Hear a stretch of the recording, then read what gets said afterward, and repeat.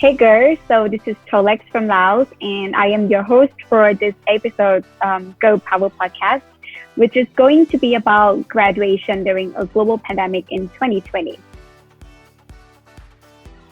Our guest today is Mithpasa Phinsavanh, and she is currently studying for a master's degree in the UK. And as we know that a lot of people are probably struggling to figure out how to become a best student, or even myself, I was even unsure of which major I should take, or I even thought that should I pursue what I'm passionate about, or should I go for something that my family or parents expect me to do. So if any of you find yourself thinking about all these things, this podcast is for you. I'm Isha from India. I am Angel from the Philippines. I am Tolex from Laos. I'm Monica from the United States, and we are Girl Power. Girl Power. Girl Power. Girl Power. Confident, compassionate, and connected. A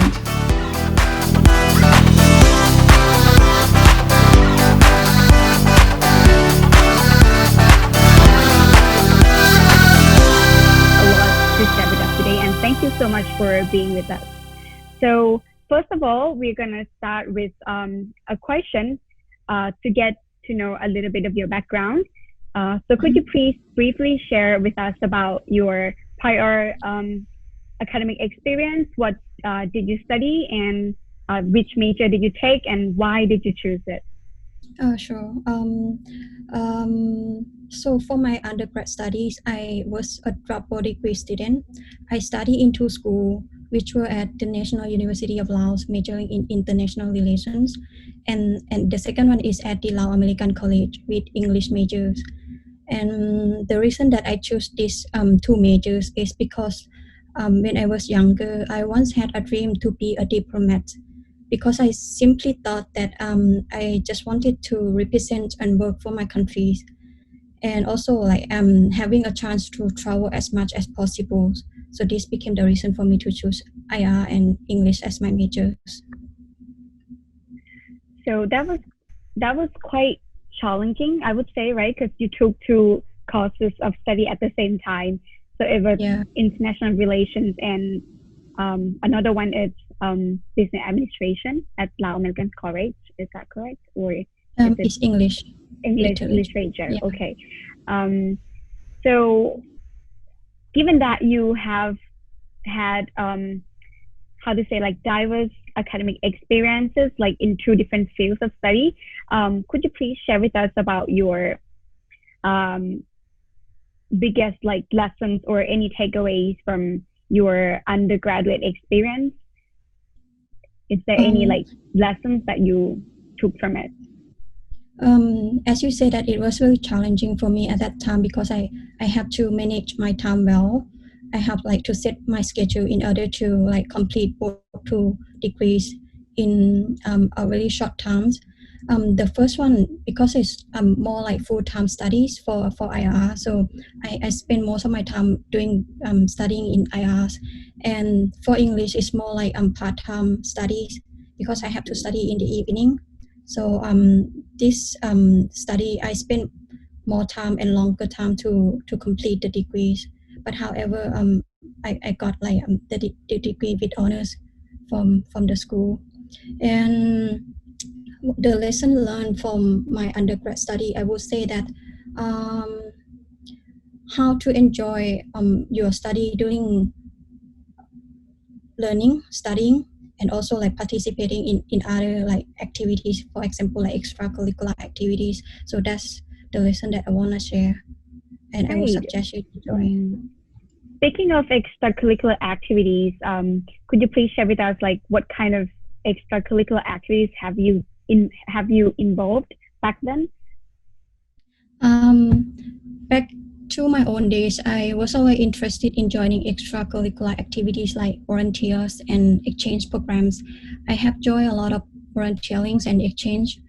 For example, during my full time in university, I participate in volunteer every year in Hanangom village, and doing some volunteering there for 10 days each year.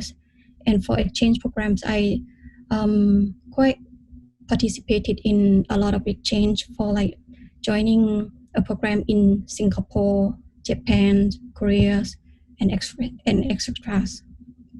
Wow, that's very, very impressive, I have to say, because given that you were studying like two courses at the same time at different schools, and but you still could manage to actually participate in other extracurricular activities. So that was very impressive. And would you say that these things all together were kind of beneficial for you, or it could you say that this is like what maximizes your university life, or do you think what kind of, how to say, like, is it like the thing that you would say that this is the best of during your university life? Yeah, I would say that it impacted me a lot as a student, because like when I think of my time during the undergrad studies, I only reminisce the time that I was volunteering and participating in exchange programs, and not the time that I was actually studying in school. So it impact me a lot because of this extracurricular experience. I devoted myself for development, and it took me to where I am right now. That's very impressive. So seeing that you have had quite how to say, like, diverse experience during university life, like rather than just studying in class or from the textbooks only, but you also how to say, like, move yourself with like other activities at the same time. So after graduation, how were you planning your life back then? Like, did you get a job immediately, or did you like take kind of a gap year, or just go forward for a master degree? What was your decision? After my graduation, I decided to take a gap year in order to dedicate my time for joining another exchange program, which is really wonderful. That program called CF, or the Ship for Southeast Asia and Japanese Youth Programs. It was kind of like productive gap year though, because after joining that programs, I gained a lot of experience and I learned a lot about peoples and the society. And after joining that program, I spent time seeking for a job, but luckily I got it in 4 months. So at first I worked at the private company, then I moved to work with an NGO. Wow, that's very, very diverse. Speaking of the exchange program that you took after during your gap year, could you please share with us what was the important takeaways from that program? That as you said, that you learned a lot about society and people. Could you please share with us about your takeaways? For my takeaway from that program is, I would say the best thing that I gained from joining that program would be friendship and connection that I had with people from ASEAN country and Japan. So it became like, so I became family with some of them, with some of the participants from other countries. So they are like my mentors and my friends who I can always share with. And also I learned from joining different kind of activity during the programs. For example, like we have like a group discussion and other activities like doing what can I say, because the activities during the program were really diverse. So I joined different kinds of programs, and it just like maximize my skills and strengthen my capacities. Okay. So from what you said, I would say that this is a really, how to say, an important part that you would you like, encourage a lot of like students or young students like to join this kind of exchange programs in order to how to say, like, learn about other cultures from other countries, and also like enhance their skills, right? Because it's something that we don't really find easily, like in just like within the university or a school. So that, would you say that it was like, how to say, a beneficial gap year for you? Yeah, it is. It definitely is. See, that's very great. So you mentioned earlier that you joined, you got a job both at a private company and an NGO. So it means that you first pursued a job at a private company first and then changed to an NGO. Is that correct? Yeah. So, could you please just share with us a bit about why did you change your mind after getting a job at a private company? Was it something that relevant to your study, or was this a job that you were just passionate about, or you just wanted to give it a try and then you changed your mind to work in an NGO instead? Could you please share with us? Yeah. At first I worked with the private companies, but after some time I did not find myself fit in that space or in that kind of environment. So because since I was in high school, I always interested in volunteering and for example extracurricular activities. So I prefer doing something outdoor instead of being in the office indoor. So that's why I decided to apply for a job with an NGO, which can enable me to work more with people and especially in outdoor. Right. Seeing that, maybe you could tell us why it is important to get a job that we like rather than get a job that we're not really passionate about, but just tried, give it a try or something. How it is important to get a job that we are familiar with or we are passionate about. First I was share that actually gaining work experience instead of immediately continue your master definitely had both pros and cons, even for me. So for me personally, I believe that it's not a bad idea to give yourself a break from your academic journeys, because most of us have been in school since we were very little. So compared to our age, we spend most of our whole life studying nonstop. So it's good to stop and refresh yourself and think what you really like and what you really want to do. And that's why it's really important to take a break and think a bit after many years of dealing with studies, homeworks, exam, deadline, or pressures. But however, getting a job or working doesn't mean that you will be free from the stress or you will not have to deal with any pressures or deadlines, but you will definitely face different types of challenge. So these experiences are more practical and invaluable. And this will tell you if you still have the same dream that you had before, or if what can I say or if you really get closer to your goal and what kind of master that will benefit your future careers. However, on the other hand, the downside of getting a job which might not related to relevant to your own studies, it may drag you away from your own goals. So it all depends on what kind of work experiences that you have gained. You may feel lost if the work that you have is not relevant to your previous studies. But this happened to me too, because I used to feel lost and I feel like I wasted all my study, but working in different fields. So as I told you that I wanted to be a diplomat at first. So my dream workplace was at a Ministry of Foreign Affairs or MOFA. But at that time, I was already too far from working with MOFA, so I felt lost. However, I then realized that I actually did not regret it. I actually did not change my mind or betray myself, but I just grew up. So I would say that I'm not changing my dream but my dream just got bigger. It just grows from representing my country to developing it. So I no longer want to be a person who stay in front representing my countries, but I would love to be the one at the back, at the very community level, moving the country forward. So I would say that it's not a bad idea at all to try something that you like or you're really passionate to do it. So don't be afraid to grow up, especially out of your box, because my box at that time was like I have to get a job in MOFA and be a diplomat. But then I challenged myself more and do something out of that box.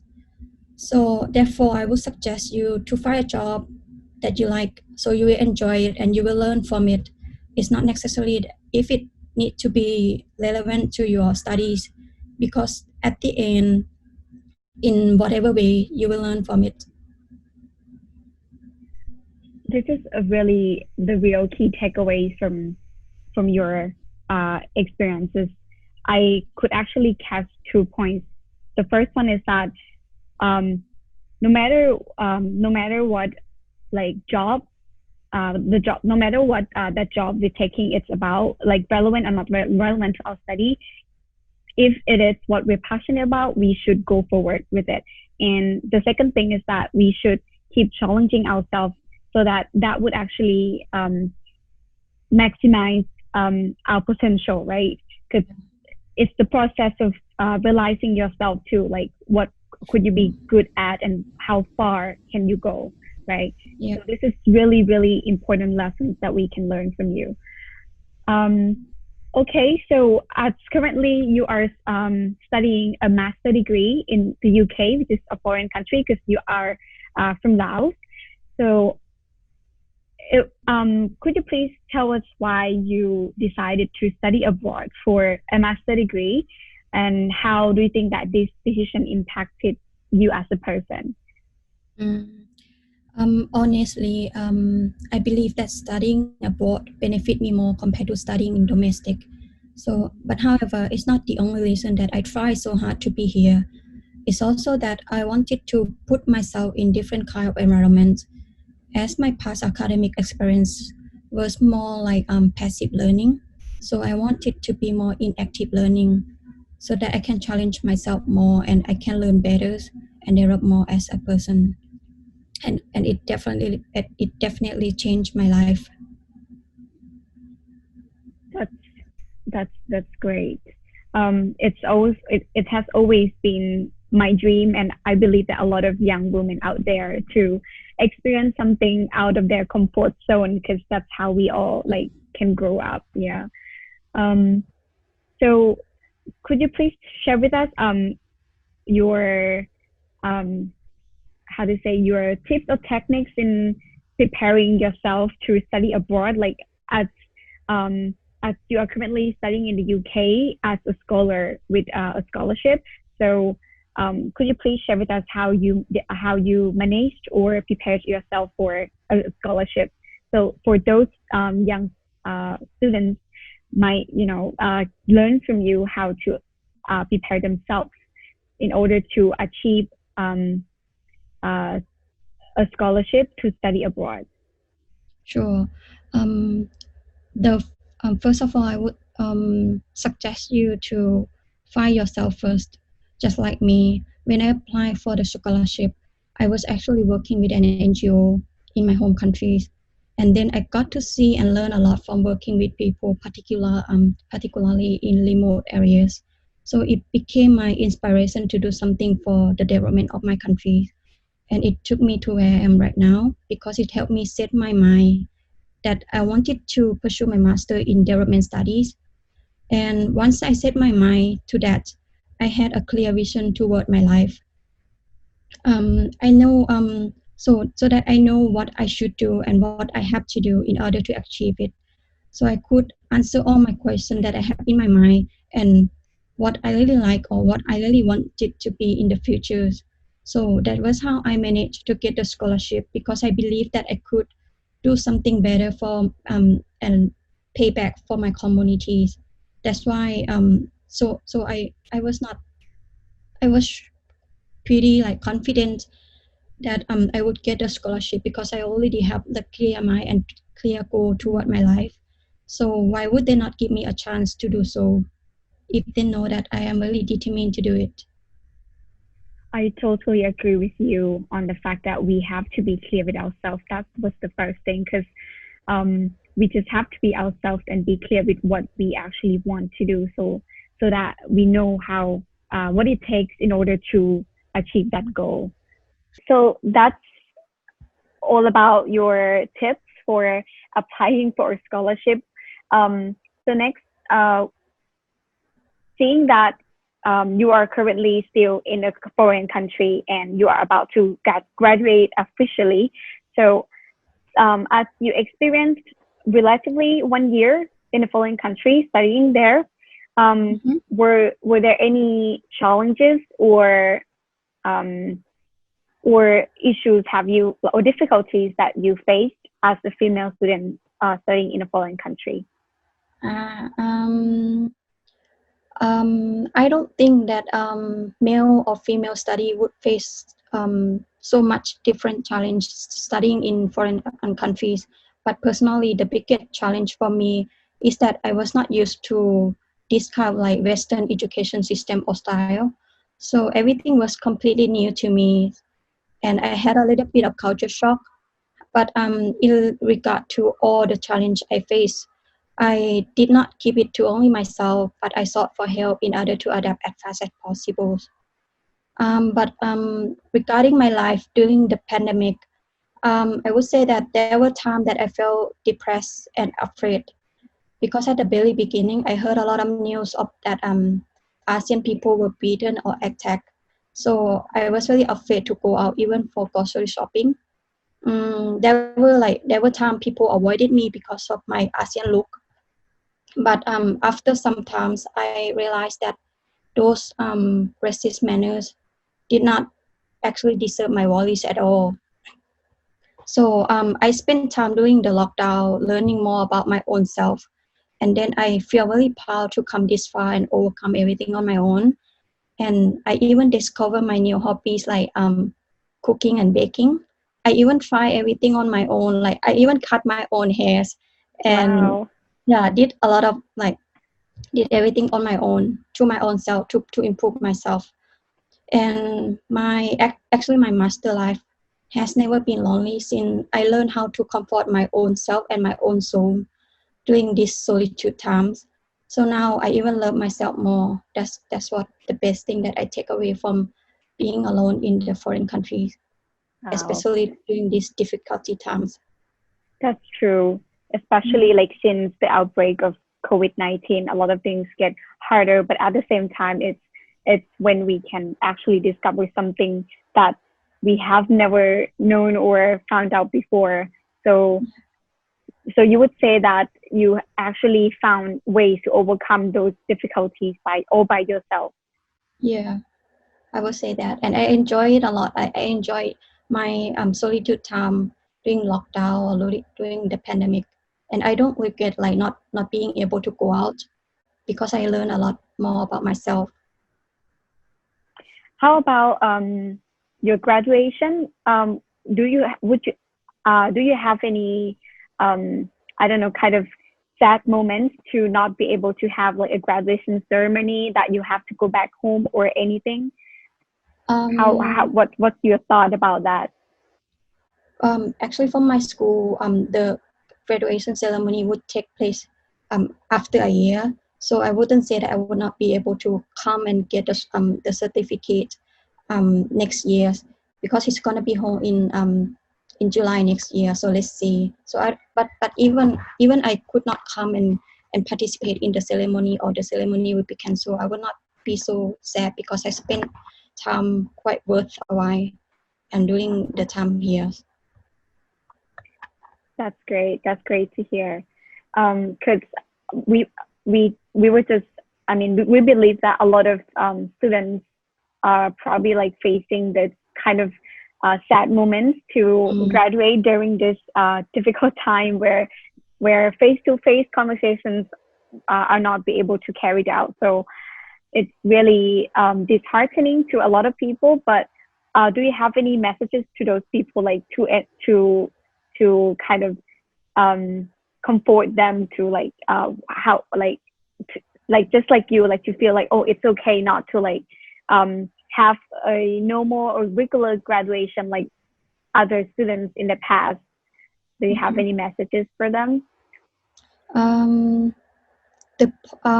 would say don't be sad, or don't be depressed for not being able to have official graduation ceremonies, because you already overcome everything, you already complete everything. That's the biggest present that you give to yourself. You already give like all your best. So it's not this happened not because of yourself. So don't just like let it don't just let it let you down, because it's not something you can control anyway. So just do something that you enjoy and you like it, and you will actually not sad at all to come this far. I actually agree with you again on that, because this is not where you're gonna stop. Is that correct? Like there is always something else that we have to look forward to, especially your plans after graduation or anything else that even more exciting, like waiting for us instead of this moment, right? So we just have to be cheerful to what's coming forward, rather than like looking at like this difficult situation. So speaking of like future plans, what are your plans after graduation, since you are about to graduate very, very soon? What is your plan for that? After I complete the program, I will then definitely go back to my home countries and work with any organization that enable me to follow my dreams. So in the near future, I want to have my own development projects, as I told you before.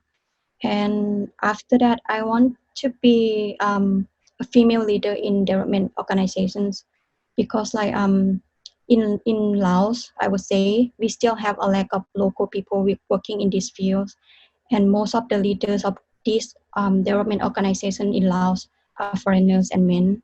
So we are not just relying on foreign aid, but we also rely on foreign leadership, I would say, in order to develop our own countries.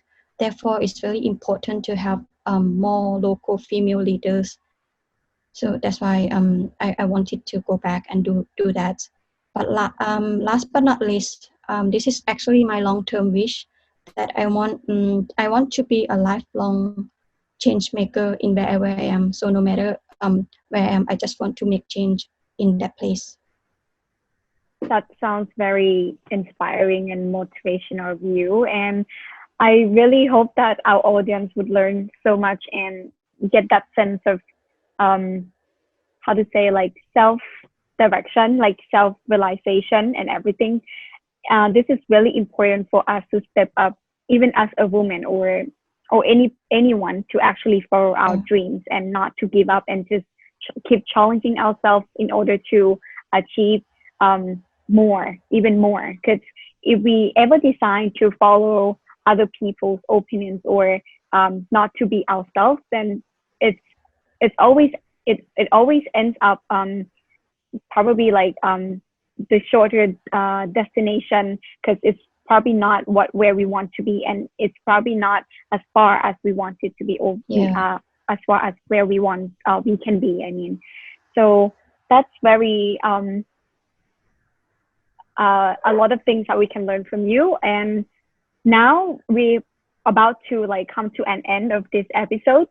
So the last thing that we would like you to tell our audience is that what are the messages that you could deliver to those young women who wish to maximize their university life and prepare for successful careers in the future? I want to tell every young woman out there not to be afraid to like grasp a chance, take the risk, and fight for it. Just have faith in yourself. If you believe you can do it, you can do it. And do not let others dominate your feeling and your mind. Then you will overcome everything. You will achieve everything for sure. I guarantee it. That's very powerful, and thank you so much for taking your valuable time to join us in this episode.